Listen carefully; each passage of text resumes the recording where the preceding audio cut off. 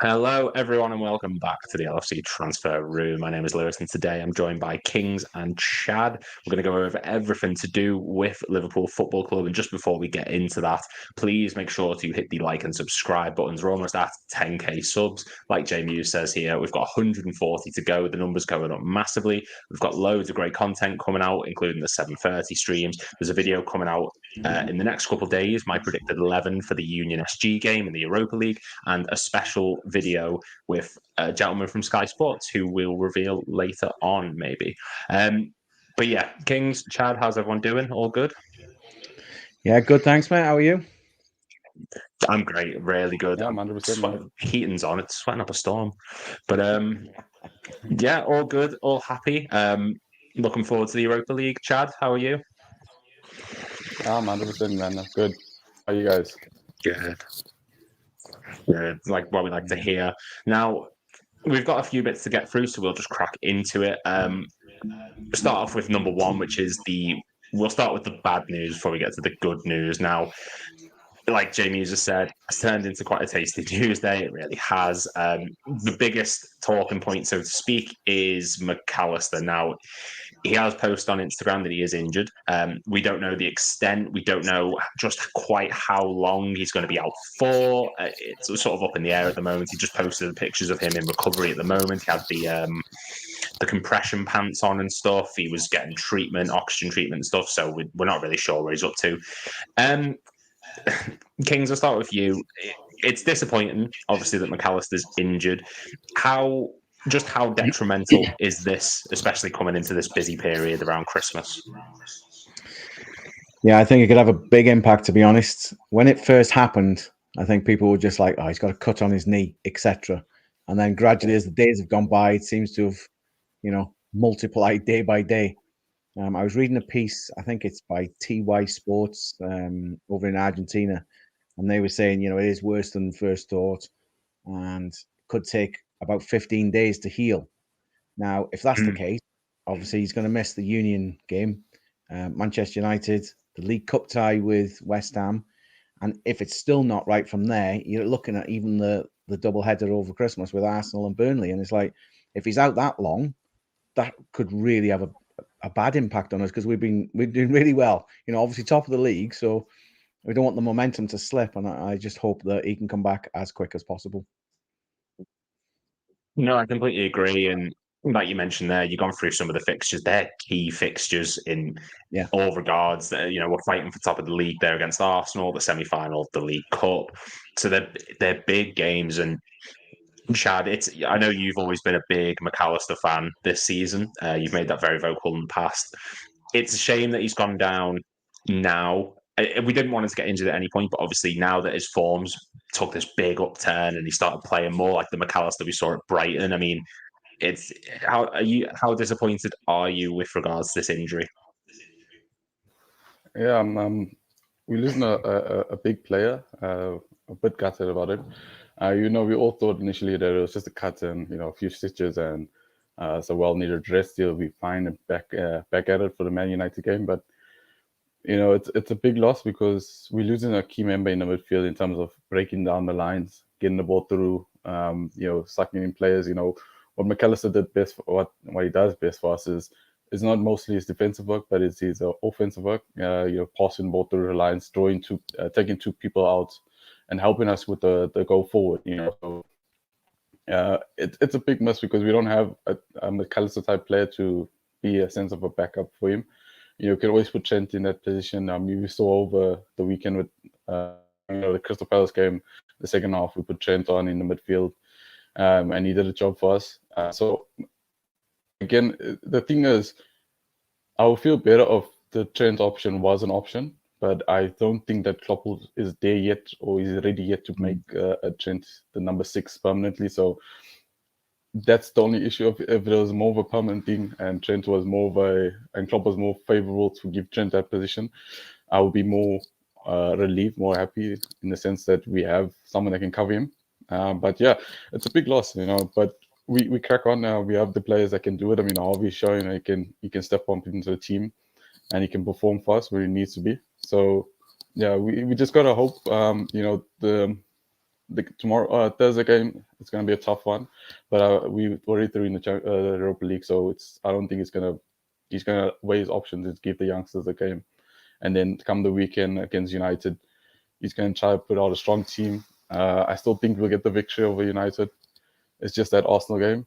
I think that's the biggest one that we have. So we just need to make sure that our guys are ready for it, and just use these next two fixtures as an opportunity to get them there. Lou, I did notice that when you said we got the games against Arsenal and Burnley come out as big games, you didn't include Manchester United in that as big games. No. As Liverpool fans, I suppose we're expected to win that, especially the way United have been so over the last few months, really. So it just made me laugh to myself because I thought, the big games are coming up after Man United. You know what? It's interesting. I didn't even think of that. I think it's because with United, I didn't even. I think it's because with United, there's nothing to we're not competing for top four really with them. We look like top four is pretty set. We're not fighting for the league. It skipped my mind. Like I didn't even think of United that. Don't expect us. Don't expect anything from us. No, definitely not. Bruno got a yellow card just for fun because he didn't want to play. He knew that coming to Anfield is going to be a tough game for them. So, I don't even think they expect to get anything from us. They just want to get the night over with. No. I mean, just going back to the Mac-Allister. Sorry, just going back to the Mac-Allister. Obviously, I can see in some of the comments as well. Could we put Endo there?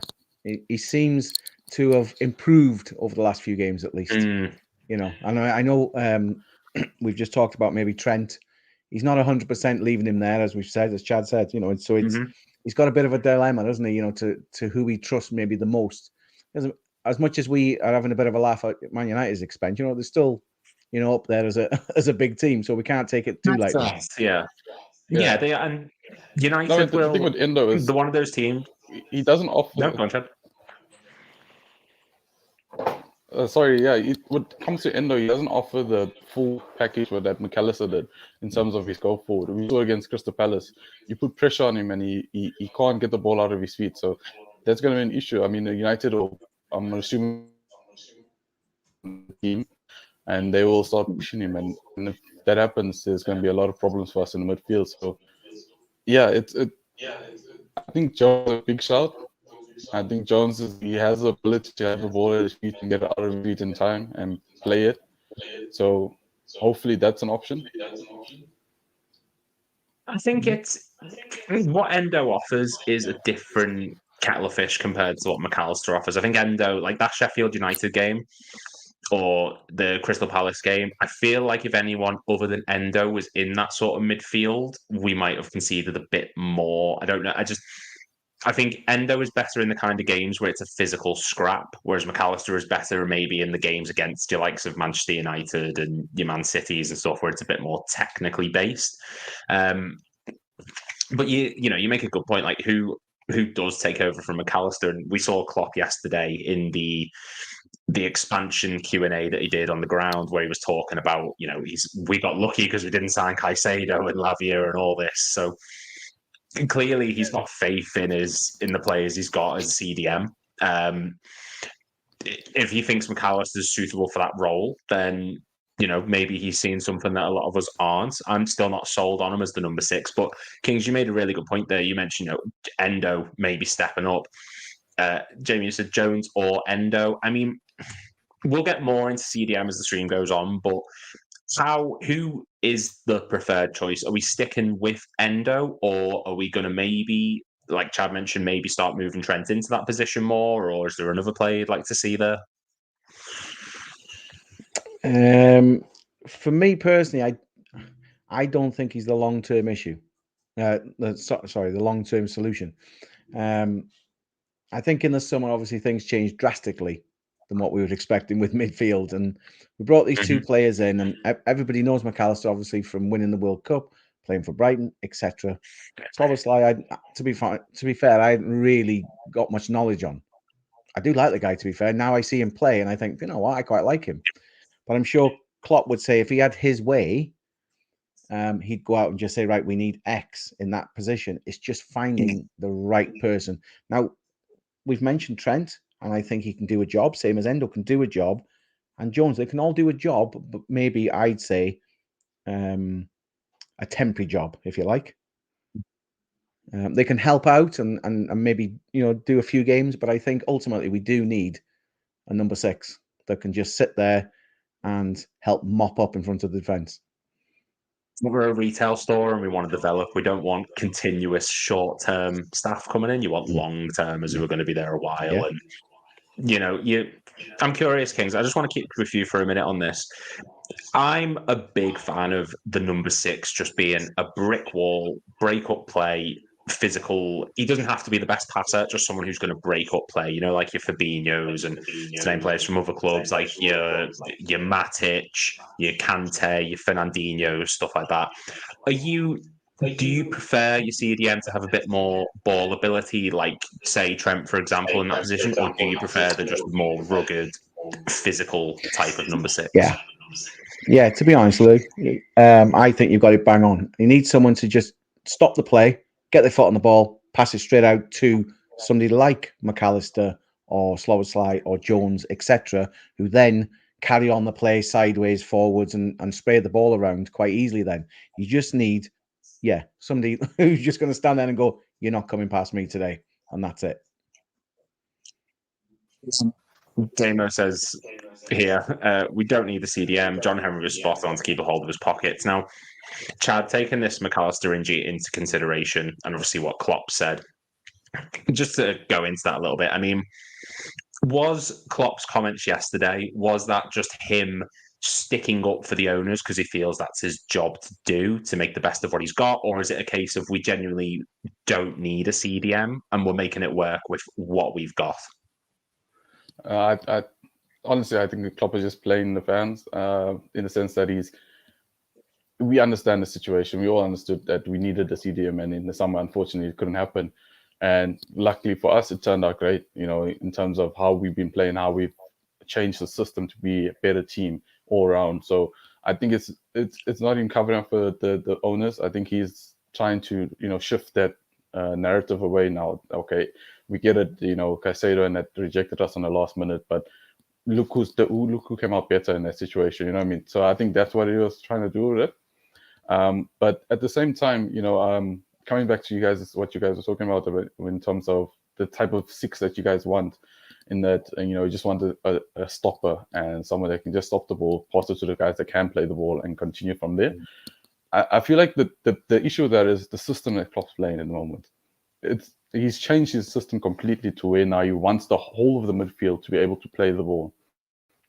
And we've seen, and the Fabinho leaving is an example of that, because he wants someone that can, and that's why Mac-Allister's playing that position, because he wants someone that can play the ball out. And that's why Endo's, when it comes to big games, he's kind of struggling, because the system and the way that the team's trying to play is they want to play with the ball and they all want to be involved. And with Endo's a stopper and he stops the ball, but he can't play the ball. So there's a kind of, I wouldn't say broken telephone, but like kind of a breakage in communication when it comes to the other midfielders, because as soon as we get the ball back, they're gone and they're already thinking about the next phase, and the next phase where Endo is now trying to get his feet back, trying to figure out where the ball is, and then looking up and looking for the pass. So, it depends on at the moment. I don't think we're going to go for a type of 6 that you guys were talking about, that the one that just stop it and play the ball. I think Klopp has an idea when it comes to Bajcetic. He wants Bajcetic, and he sees Bajcetic as, he wants to build the midfield around Bajcetic. And he said that multiple times in his press conferences about, we don't want to block the way for Bajcetic to come up and, be the star that he is. So I feel like in January, Klopp will go out, maybe get a Paulinho who's 29, but he'll be able to do the job while Bajcetic is still growing. And then when Paulinho gets to that age of 30 or 31, okay, cool, you can go be a backseat driver for Bajcetic, who's now ready to play in the starting position. So I don't feel like he's going to go out and get a young, fresh number 6. He's not going to go out again. He might still go for Andre, but I don't think he'll go for Andre now, considering what he's been saying. So I think he'll look for someone that can just do the job, someone that's a little bit better than Endo at the moment in terms of both giving us defensive stability as well as playing the ball forward and keeping that whole tactic that he has now going. So yeah, his comments yesterday was, about us, mostly for us. You know what I mean? It was a reassurance for us and saying, look, guys, it's not only a stab at Caicedo, it's a stab at everyone that has left and thought they were bigger than the club, bigger than us. You know, and we as Liverpool fans, we know what Liverpool stands for. We stand for the working man, the working class. We breed into the club. So that's what Klopp is. He reassures to all of us that we don't need the big money. We just need to be able to come in every Saturday, every weekend and cheer for the team and show the love for the team, and the team will do great and the team will take care of itself. So yeah, that's just our manager is. And every single team in the league will want that manager. He was bringing a bit of humour to the whole. He was bringing a bit of humour to the whole event, just to, you know, give it a bit of, not a bit of life, but you know what I mean, just to put his own personal sort of spin on it. Seen a couple of you guys injury updates on Twitter recently, loving the content. Personally, I think we need that Rodri / 2019 level Fabinho CDM. I agree, but I was one of the people who I didn't want Fabinho to go, regardless of how he performed last season. I think in this system now, he would have been flourishing because he wouldn't have had to have done so much movement. Kings, I'll put that one to you, actually. I mean, Fabinho, his biggest problem last season was his legs, because it felt like he was having to cover for Henderson, whose legs were also going, Thiago, whose legs were also going. In this system with Szoboszlai and Gravenberch and Jones, Mac-Allister, Elliott in front of him, he would have had people who could do the running for him. So would we have possibly seen the Fabinho of 1920 / 1819, possibly? Yeah, I think we quite easily could have seen that. I'm just going back to something that Chaz just said about Bakacic. Obviously, he's a young lad. I know he's been injured and maybe blooding him through. And possibly with Fabinho staying, would have been exactly like he was saying, an older person for him to learn from. And that would have been great, because you could have said, right, come on for 30 minutes here and 20 minutes there, as you do as a younger player. And then gradually you'll take over the mantle and you've got the experience. That would have probably been perfect for Klopp. But then because he moved on and Bakacic has got an injury as well, it's like, right, that's completely changed the back end of the team. Then it's like, right, what do I do now? So, yeah, I think Fabinho would have flourished in this because the players around him are more... We've always been an attacking side with Klopp. But I think this midfield is now, in a way, just as good as what maybe the attack can be. It's all going forward. So I think Fabinho would have flourished because he'd have just held the ball up and gone, right, off you go with it now. Unfortunately, he decided to move on. And I think as well, a lot of the midfielders that we signed were, you know, Henderson wasn't a Klopp signing, Milner wasn't a Klopp signing, Keita was constantly injured. He just didn't have the midfield to execute his plan in the way that maybe he wanted it, and maybe this is the type of team that he wanted, you know, that he had at Dortmund when he had the likes of Goetze and Gundogan and, you know, all these other players. So he might finally have midfielders who can execute exactly what he wants. And, you know, Chad basically did my job for me because he mentioned Bakacic, who we were going to speak in a moment. You know, and I'll put this to you, Kings, and I'll put it to you, Chad. I'll ask you both the same thing. Is there a concern that Bakacic, yes, he's got all this, he's got this potential, and he's got this bright future on him, and he's clearly a very talented player, we know that, but is there a chance, especially with the Reece James things that have been happening recently, that injuries could be hampering him to a point where, you know, is there anything to get excited about? I suppose that is the problem. When you're young, if you can stay clear of injuries, then obviously you've got a good chance of breaking through and making a name for yourself. Look at somebody like Trent. If you get an injury 2 or 3 years in and you're established, it's a little bit different. But like if you're maybe, yeah, this is it. So I think if you get injured young and you can't come back properly from that, then it's always going to hamper you. I mean, as you said, you referenced Naby Keita. Once he came to Liverpool, and we were all like, right, this guy, we're waiting 12 months for him, paid the money kind of thing, and he's going to come, he's going to do a good job. He gets injured regular, and it just, you can't get any consistency from him. And I really hope this young lad doesn't end up like that, and he does fulfill his potential, because I think he does have a big future. It's just getting him on that path that he stays fit, and then I think we can integrate him in slowly. And I think we'll see the best from him then for years to come. Yeah, I mean, I'd have to agree, Chad. King's point. Going off of King's point, I completely agree with that. What I think Klopp is doing now is he's seeing exactly what King just said, and he's holding Bajcetic back because of that. He doesn't want Bajcetic to continue to play, to continue to interrupt his recovery and his growth. So what Klopp is doing, exactly what he's saying, is that he's holding him back, letting him develop, letting him grow into his body. Obviously, he's still, I think he's 17, 18 now, so he's still going through that puberty period, so he's still growing into his body. And allow him to settle. And again, another great point that King's made is, why didn't we keep Fabinho if this was the whole plan? Fabinho would have made a perfect bookmark, a perfect reference for someone like Bajcetic. And again, if you want to play devil's advocate, you could be saying that maybe Thiago was on Klopp's mind and saying that we have Thiago, so we have someone that can be the placeholder, someone that can give Bajcetic some kind of, guidance and leeway, play him in front. But then Thiago got injured, so that kind of put a spanner in the works.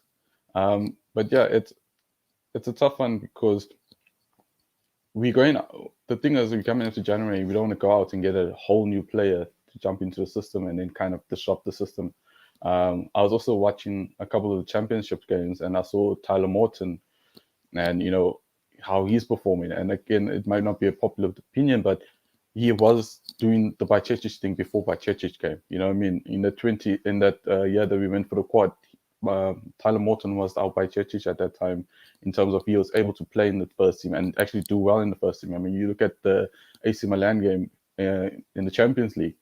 AC Milan needed a win. Obviously, we were through, but still, there was a high pressure situation, and he did very well in that game. So you look at a player like him, and you could say maybe bring him in, maybe in January, recall him in January, or give him an opportunity to play in the team, because of Endo's the only player that we have that we're going to rely on in this position. And something should happen to Endo. It doesn't happen, but something should happen to him, in the next few. Obviously, off the game. So and I feel like Klopp will give those guys an opportunity. And the only issue is, do we bring him back now, or do we wait for him at the end of the season? In terms of Tyler Morton, and at the end of the season, his opinion when it comes to, is he good enough to play in our team, or is it back on the loan system, or is he going to get sold like Harry Wilson? So I don't think our midfield is going to be sorted this in January, unless Klopp goes out and gets Paulinho. I think that's the key signing. That's the marquee signing that we need to get, because I feel like it'll change the whole dynamic in our midfield and help us be more solidified. But that besides that, I don't think we can do anything else. Just coming back in there, sorry, Lou. Made me think while we're all chatting is many moons ago that the late great Gerard Houllier had to nurse a player who had a spine problem.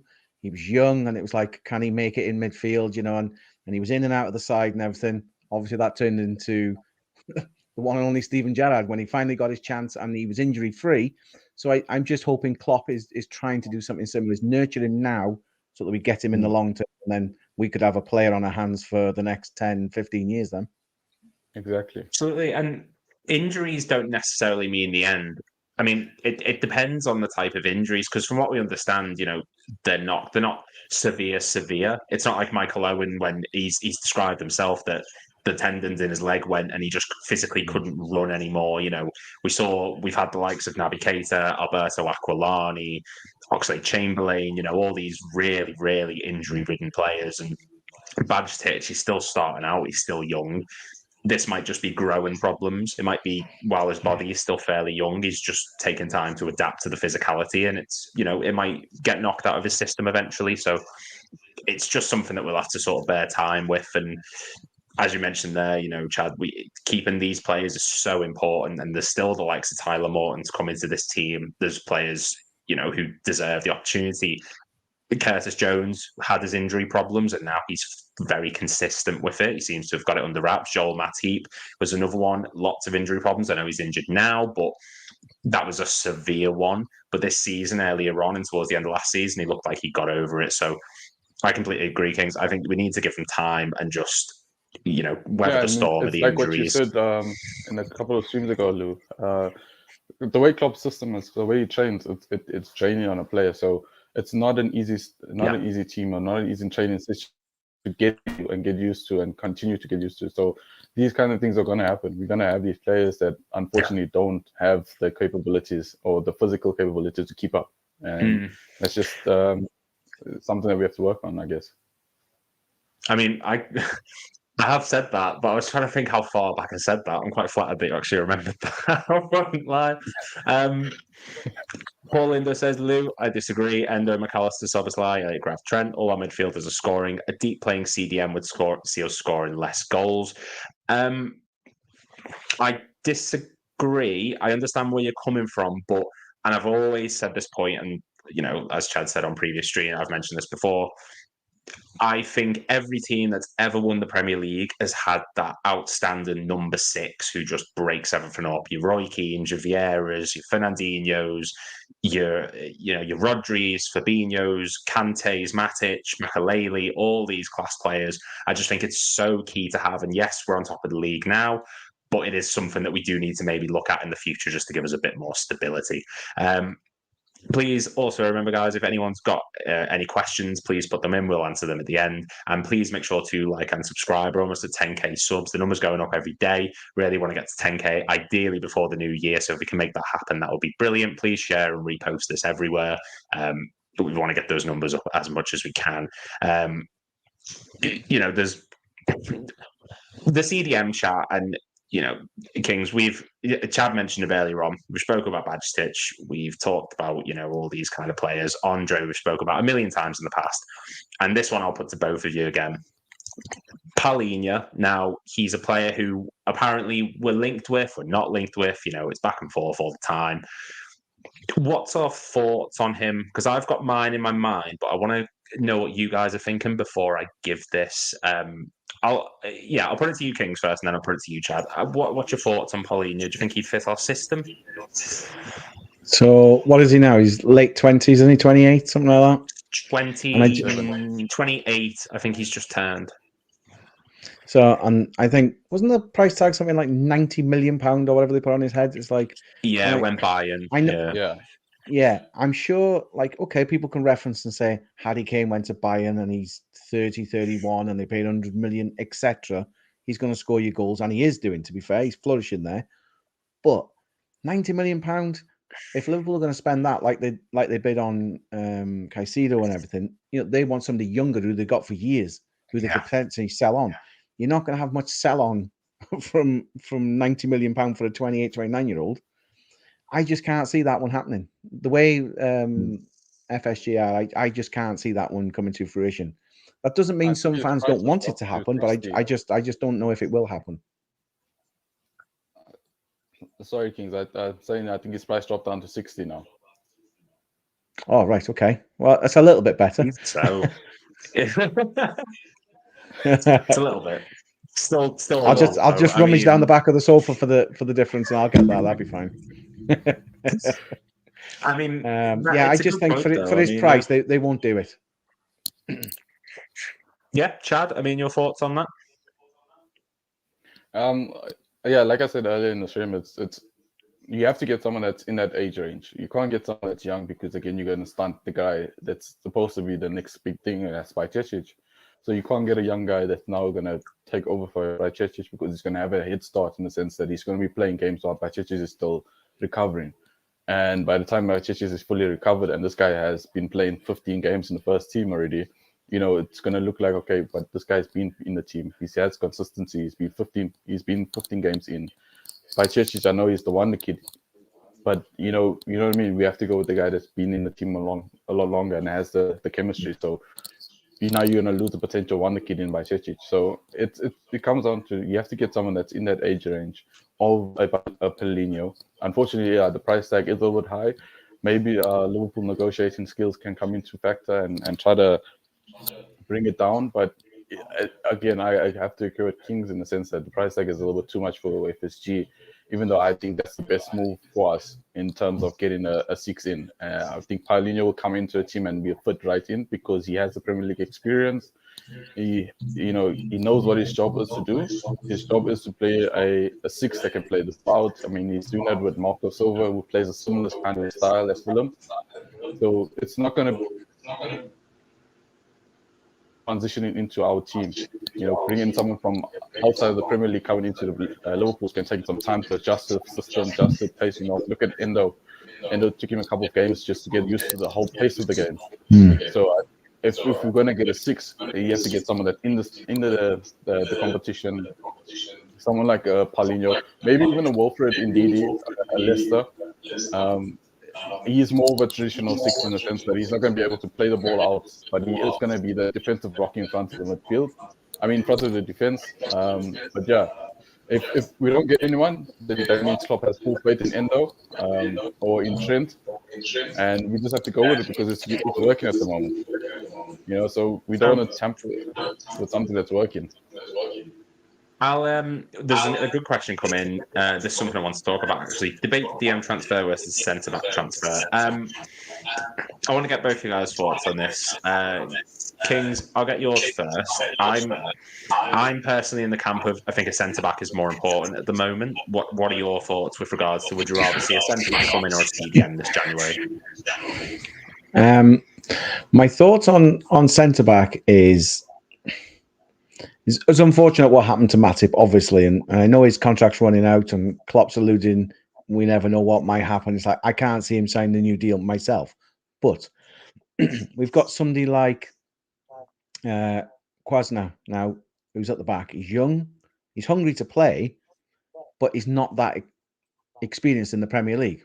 So it's like, well, there's players at teams like Arsenal and Man City that probably eat him alive for the first few off mainly. Do you know what I mean? They'll come at him and he'll be a bit like, right, I've got to get used to all this. And that's why I think a CDM would be better, because if somebody's there breaking up the play and he comes in alongside an experienced Van Dijk, I personally think he has time then maybe to get used to the Premier League every game, week in, week out, and develop as hopefully a top talent himself then. So if there's a player in front of him who's breaking up play, then maybe it just alleviates him having to be a top class centre back instantly. Does that make sense? No, it's a fair argument. To be fair, I've just been very sort of. I think because we've signed a lot of midfielders this summer, I've sort of just swayed more to the centre back kind of thing. So, but no, I think that's a fair point, Chad. Do you agree in that regard? No, 100% agree with what Kings are saying. I can't disagree with him. Everything he says was, in terms of we get someone that can break a play, it will do exactly what King said in terms of help Kwanzaa develop in the centre back position, get less pressure off him, and allow him to grow.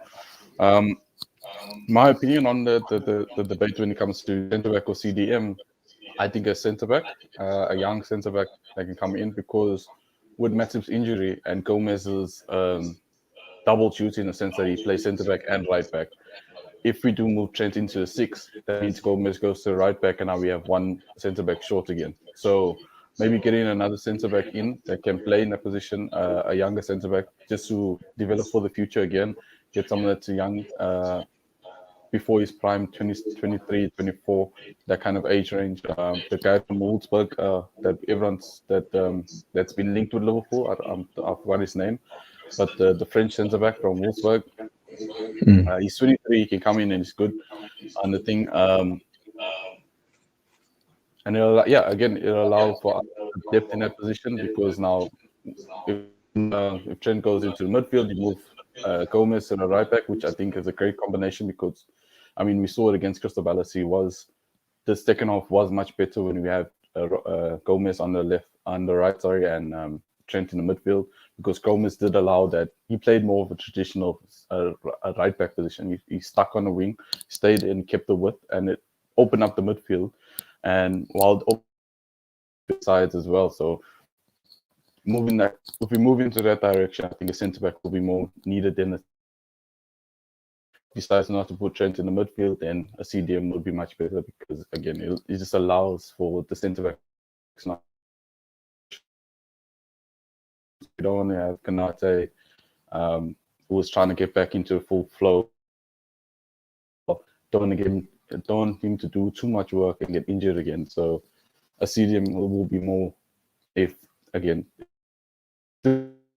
depends on if he's comfortable in the if he's comfortable, you get a CDM. If he's comfortable, in the CDM, centre back.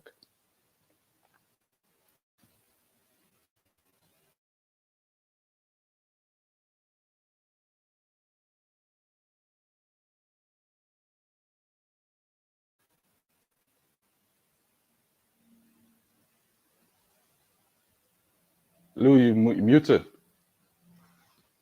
I realised that midway through.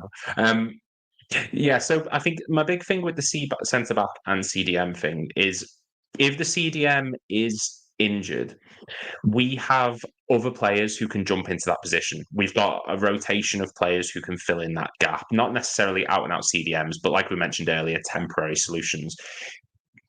At centre back, we've got Van Dijk. At the moment, we've got Van Dijk, Konate, Gomez, and Kwanzaa. Konate is injury prone, we know that. Gomez isn't the most stable, and I think it's harder to find people who can fit the centre. It's harder to find makeshift centre backs than it is to find a makeshift CDM in this squad because of the players we've got in midfield. You know, Jones could play there. Bajcetic still to come back. We've mentioned Trent. Obviously, none of it's ideal, but as a short-term temporary solution, it's easier to fit one of them in that position than it is in centre back. And I just think we might need someone to come in who is just an out-and-out centre-back just for cover. You know, that's just the way I see it at the moment. And I do agree that we are in desperate need of a centre-back, but if injuries come, the most important part of your defence is your back line, and having a makeshift centre-back in the back line, if there is too many injuries, would hamper us if teams are getting at us, which they seem to be at the moment. We're going to move on to the next topics. We've spoken about CDMs quite a lot here. Just before we do, please make sure to like and subscribe. Almost at 10k subs. Apologies for being on mute for about 20 seconds. I do apologise. But we're going to get into the next topic, and that is Mohamed Salah. He's been voted the Standard Chartered Player of the Month for Liverpool, which a lot of people seem happy with. I'm personally not overly keen. Kings, I want to get your thoughts on this. Now, by no means am I saying Salah's bad. We know how good he is. He's one of the best players I've ever seen. I'm sure a lot of us have ever seen. But this month particularly, has he been at the level that we normally expect of him? And did that warrant him getting the reward? The problem we have is Mo Salah is Liverpool's star man when it comes to goals. He's just scored his 200th goal, etc. And he's so good. And to be fair, I think it was 3 goals and an assist during November. So I can see why they've put him up and said, right, you're the player of the month. That's 3 months in a row now that Mohamed Salah's won it. And it's possibly a little bit demoralising to the other players who were like, listen, we're giving our all out there. We're top of the league. And Mohamed Salah's winning it all the time. And it's like, it's a difficult one. We've got to start getting other players up to his level, really, if that makes sense. And I'm not saying they're not that good. Like I said, we're top of the league, so we can't be complaining too much. But Mohamed Salah isn't going to be around forever, and he's winning the awards now. But we need people to step up maybe and take that mantle off him. And that means they're improving, and that means we'll improve as a team. So yeah, it does grate a little bit that it's just Mohamed Salah winning it, because we need other players to in a way to fight him for it and prove that they're worthy to be in the team at the same time. Well, I mean, I completely agree. He has been such a key part as goals and as assists, and like Jamie says, he's masterfully adapted his game to his age now. But I still wish he wouldn't play those midweek games. Maybe that's why he's playing the midweek games, because he's adapted it. He doesn't have to be as physically active. But you look at the results this month, and Chad, this is for you. I want to get your thoughts on who you think should have won this award. Obviously, it's not like it's a prestigious thing. It's a Standard Chartered Player of the Month. It's Liverpool's pick. Harry Maguire got Premier League Player of the Month, so I'm sort of scrapping that whole award for now. This month in November, we played Bournemouth. I don't think Salah really had a massive contribution in that. Luton, same again. Toulouse, he was okay. Brentford, yes, he was outstanding. Man City didn't do anything of note, really. LASK, yeah. Fulham, Sheffield United, Crystal Palace. I think there's a lot of people who would agree that Salah has looked poor in recent games, but he's able to just get the goal, and that seems to just be it. Everyone considers he's had an amazing game. Do you think that because of his status as a club legend, when he does just score a goal, the immediate perception is he's done absolutely outstanding, given Player of the Month? Or do you think the award should have maybe gone to someone said like Van Dijk or Alisson or Trent even this month?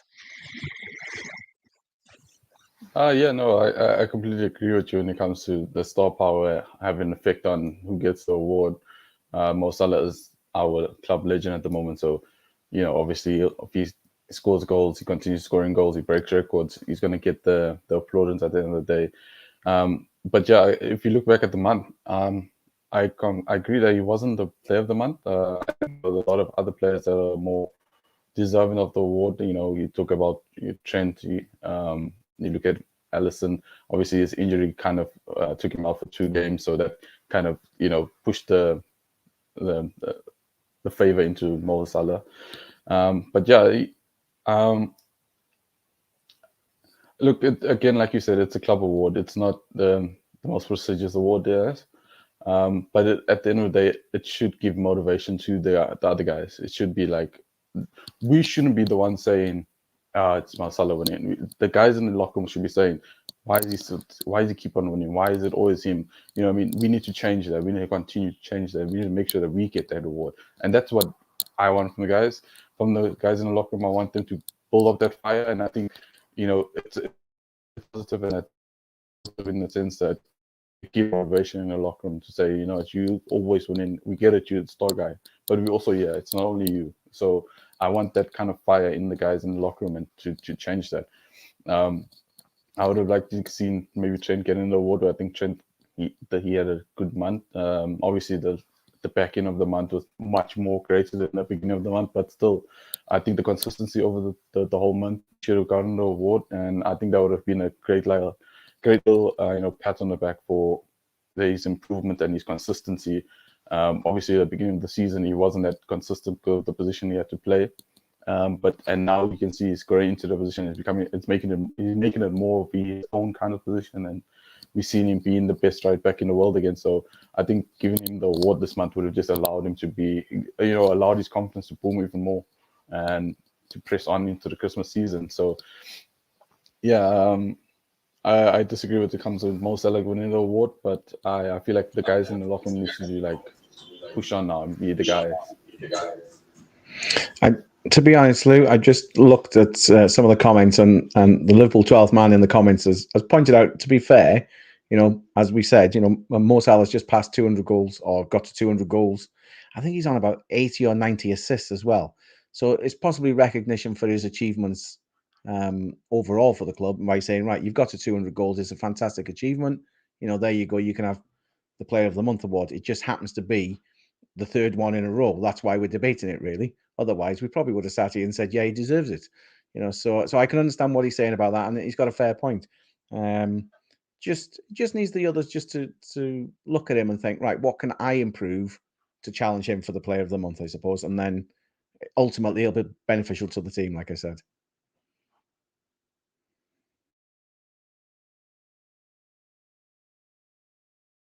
I never normally mute. This is why I never mute, because I always forget to do it. It's interesting that you say that, though. I mean, you said like, how do they improve? But this month, Klopp's came out and said Van Dijk is the best centre back in the world.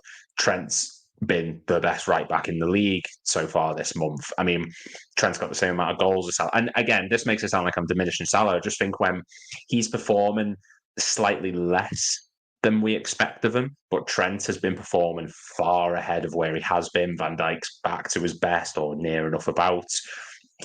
Is it not?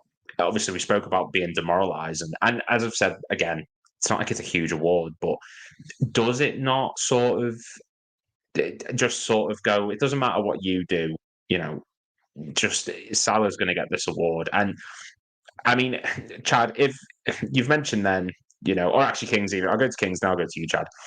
You mentioned then the and some of the players, Van Dijk, Trent, stuff like that, Alisson as well. Who would you have been given it to had you picked one person? Who would be your choice for it? Probably Virgil van Dijk. I think after his injury, when he came back, everybody was like, well, what's he going to be like? And it took a bit of time, I think, to find his feet again. Like, pardon the pun, really, running around a football pitch. But I think he's grown back into the player he was before the blue lot did what they did. And now he's fantastic again now. You can't question.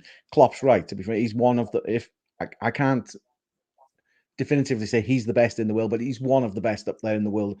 And yeah, I would have given it to him, to be honest. I think he's deserved it. That's fair enough. I mean, Chad, same question to you. I know you sort of answered it slightly already, but I'll put that one to you, and then I want to move on to the next topic with you in mind. Who gets the award? And obviously Salah's been given it, and there's a good question actually that's been put in the group, and it's going to link into the next topic. Question: if we have to be without one of Trent, Van Dijk, or Salah for a month or two, say injured, which one would we be able to survive without? I want to get your thoughts on that, and then Kings, I'll go back to you with it. It's a tough one. I would say Trent, just because we've already gone in a period without Trent in the position, and we've done well with Gomez in that right back position. I think if you move Van Dijk out of it, it's we don't have that leader in the back, especially with Matip gone. The experience is gone, so we don't have the leader. We only have Kanata, and we have either Kwanzaa or Gomez. So that's kind of killing our backlines. Whole morale and whole fight in him. And then if you lose Salah, we're losing a lot of goals, because besides Salah, there's not a lot of goal contributions going on in the front. Nunez and Diaz is kind of lacking at the moment. So in a sense, yes, I would say Trent. Not to say Trent has been performing badly. Obviously, he's been doing great. He's been the best player. Obviously, I said he should have gotten the Player of the Month award. But I feel like the way the system is going at the moment, the way the system is playing and the way we're playing, it's these Van Dijk and Salah are very crucial to us at the moment. And maybe there is a debate of again, if you're a devil advocate, if you take Salah out, it kind of gives emphasis to the front three to actually now perform. We don't have Salah, we don't have the guy to seal up the cracks. We need to now perform, and we need to do the job. And that kind of gives the extra motivation to guys like Nunez and Diaz and Gakpo to start performing and getting the goals into us. So there is a debate of that, but I think Van Dijk's the one that you definitely don't want out. And then it's between Salah and Trent. Trent being the first, and then Salah being the second. So, and Kings, I mean, I want to get your thoughts on that, and then I'll move to this topic afterwards. I mean, who is the one that you're going without for about 2 months? I'll be honest. I seen that comment coming in, and it got my mind thinking straight away. It's like that's a tough one. That is really tough, to be honest. I'm going to agree with Chad initially and say Trent, because he has moved away from his right back and he's moving around a bit. I don't want to get rid of Virgil. And obviously, Mo is just Mo Salah. The slight difference, I suppose, and maybe you're going to lead to this anyway, is coming up in January, we're going to lose Mo anyway. So we're going to see what it's like to lose one of them again, because obviously he's going to AFCON, and we're going to have a different front three, and Nunez, Diaz, etc., and Gakpo are going to have to step up. So it's going to be an interesting time coming up, just when we're kind of like saying to everybody, right, we're at the top, we kind of come for us, we're going for the title. Now we're going to lose supposedly our star man, and we're going to have to see how we handle that. So hopefully it's going to keep the train moving on, but I don't know. Fingers crossed. It's quite funny that you're saying that, Kings, because the whole season we had either one of the three actually out. At the beginning of the season with the Newcastle, we had Van Dijk out, and we had a period of Van Dijk, and then Trent got his injury. So this is the Salah test now. So you should actually after Salah's come back from AFCON, and then we can actually give you a proper answer, because it's quite funny to have the three best players all missing a period of the season, and we're still doing well. Hopefully, we're still doing well when it comes to AFCON. But yeah, just a funny point there. Quadruple season, or the near quadruple season, sorry. We didn't have Salah. He went to AFCON, and we were still competing on all four fronts. So we've shown in the past that we can do it. But how do we do it? Back then, we didn't have incredibly hard fixtures in the time he was missing. And I think it was in that period that was the 5-2 Everton win, I believe. I can't quite remember off the top of my head, but I'm sure Salah wasn't in that match. Back then, we had Xherdan Shaqiri, we had Mane, we had Origi and Firmino and players like this. Now, I don't with think all these Shaqiri was the players, there was I was just saying, I don't think it was Shaqiri. No. Shaqiri left that. I'm getting my seasons mixed up entirely. Yeah. But we had Origi. We had a better core in the front line than we have now. We had Diaz coming in. We had Origi that was still there. We had Firmino that was still a key leader in it. We had Jota that was fit and running.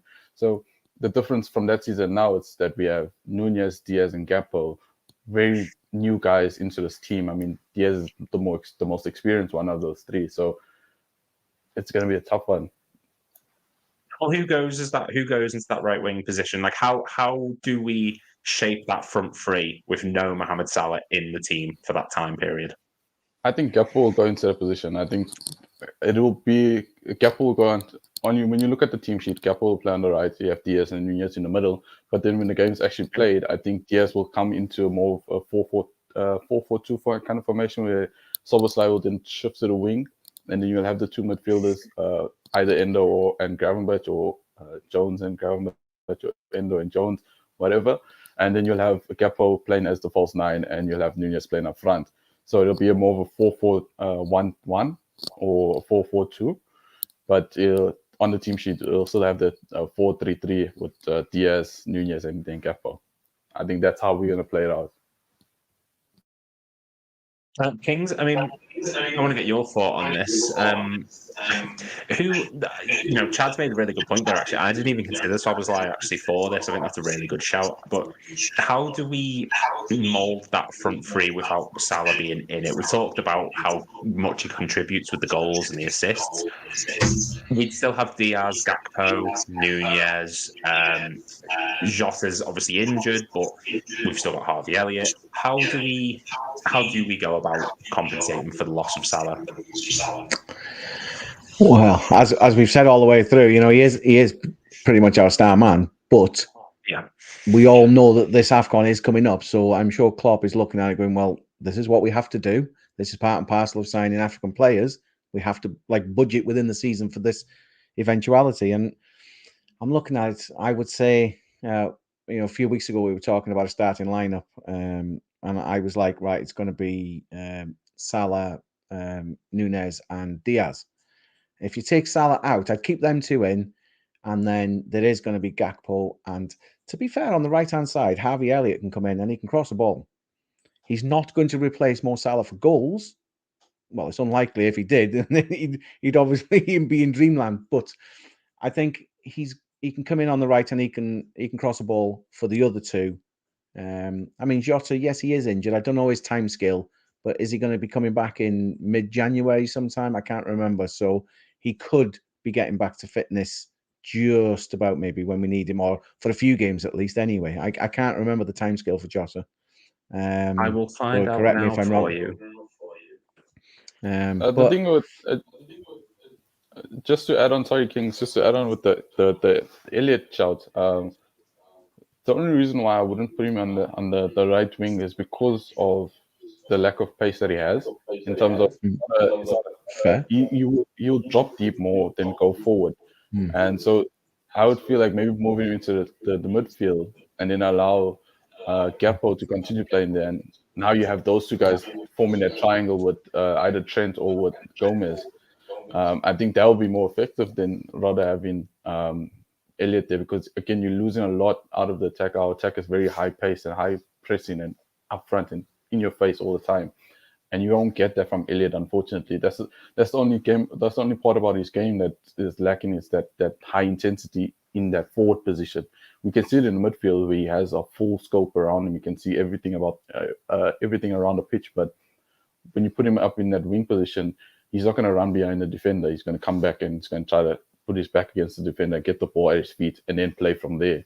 And that will kind of hamper our game because it'll stop the momentum from going forward, our momentum from going forward. So I agree with what you're saying.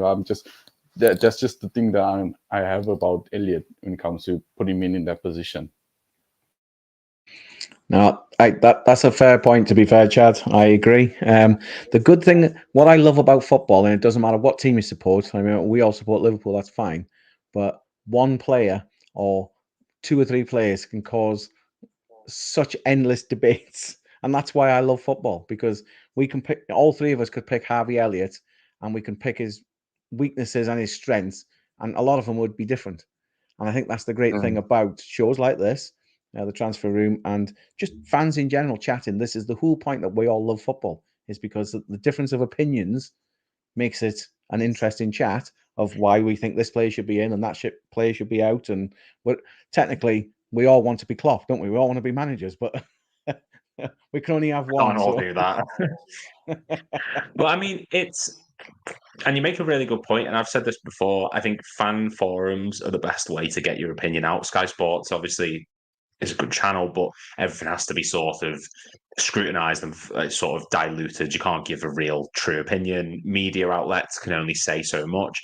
Fan forums, I could say what I want right now, and it's my thought, and Chad might disagree and you might disagree, Kings, and everyone in the comments will disagree. I'm sure Paul Lindo will disagree on everything I say, but that's the beauty of it. It's a really good thing, and it's having these different opinions on it is really important.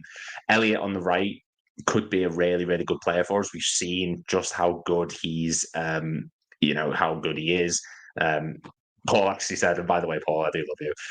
I wish Elliot was a little faster. He's a bit too slow for a winger. I agree, but in the same sense, Salah's adapted his play. He's not necessarily the fastest one. Injury update on Diogo Jota. From what I understand, the potential return date is against Arsenal, which would be ideal. That would be absolutely spot on.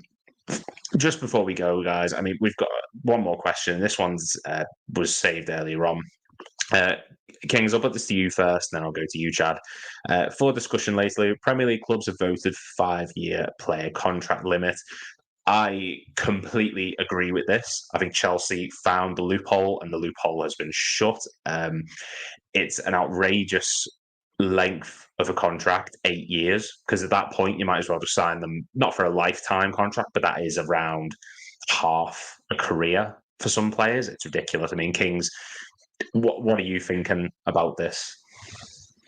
Well, I think you've hit the nail on the head there. It's outrageous, the length of the contracts. And weirdly, I did look into this, and I think there was 15 teams that voted to pass this, and one of them was Chelsea, who've exploited the loophole, which I found a bit odd. And there was a couple of teams who didn't want to vote, etc. I think signing somebody on an 8-year deal, as you've said,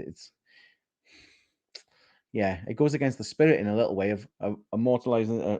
The transfer fee going over that period allows them to go, right, we're going to do that with 6 players, so we can spend more and more and more. As Chelsea, I'm going to use them as an example. They spent so much money in the last few transfer windows. I just found it mind-boggling that they've spent, over £1 billion, and weirdly, and I don't want to sit here like laughing or anything, they're still struggling. So it isn't working for them. But I do find that it's just odd that you can say, right, we're going to spend £100 million, we're going to spread it over 8 years, etc. And then they get to spend more and more on other players as well. It didn't seem fair. So I'm glad the loophole's been closed.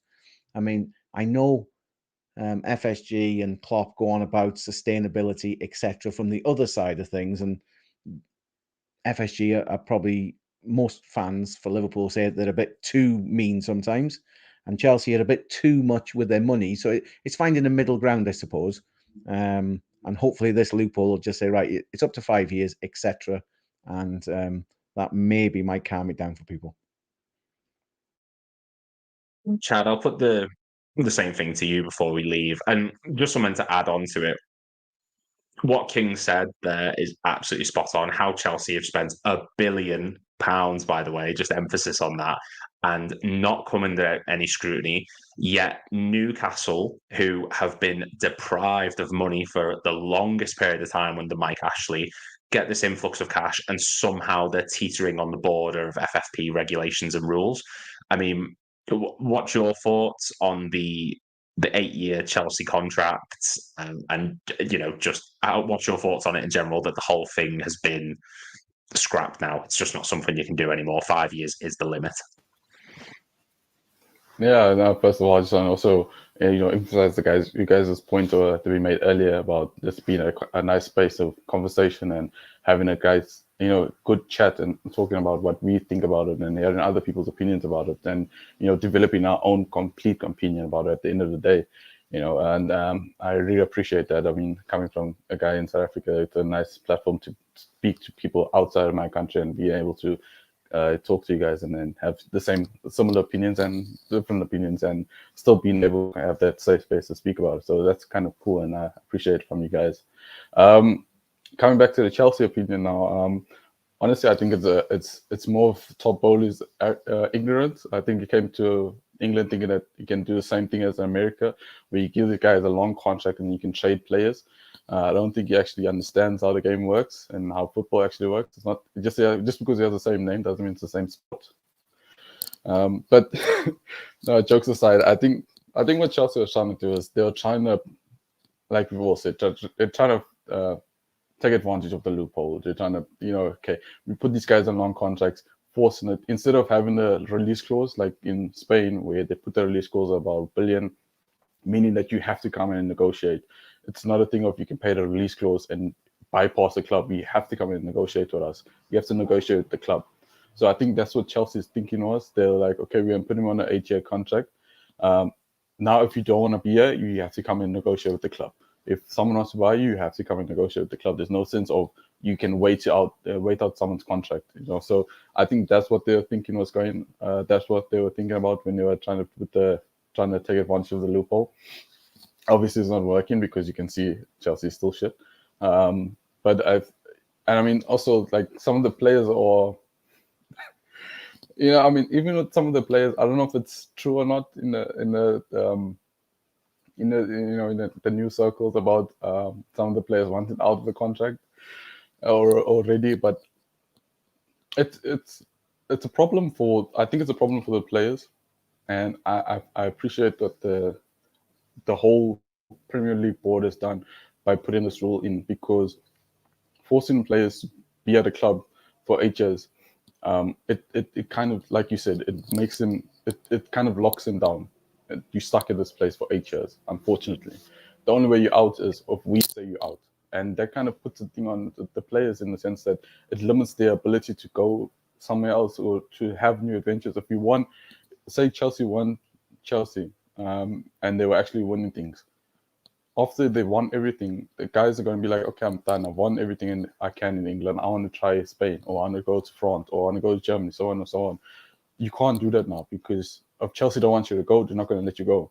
And it's no point of you waiting out because it's 8 years. You know what I mean? So, in that, it's done by limiting it down to five years. So it allows the players to actually decide on themselves if they want to stay or if they want to go.